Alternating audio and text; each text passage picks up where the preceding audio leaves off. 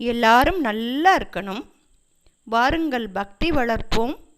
நம் பரம்பரையை நல்ல பரம்பரையாக உருவாக்குவோம். நம் இந்திய நாடு தெய்வத் திருநாடு. தமிழ்நாடு எல்லா தெய்வங்களும் குடிகொண்ட நாடு. நம் குழந்தைகளுக்கு சிறு வயதிலேயே பூக்களை பறித்து சாமியை எப்படி அலங்காரம் செய்ய வேண்டும் என்று அவர்களுக்கு சொல்லிக் கொடுப்போம்.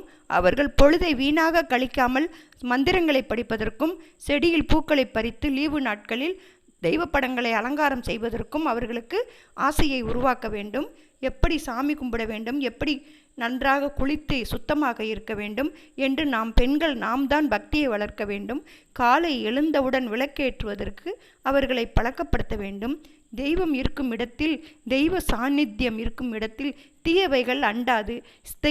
செய்வினை பிள்ளி சூனியம் எதுவும் அண்டாது. குழந்தைகளுக்கும் நல்ல பழக்கங்கள் வரும். நல்ல மதிப்பு மரியாதை பெரியவர்களிடம் வரும்.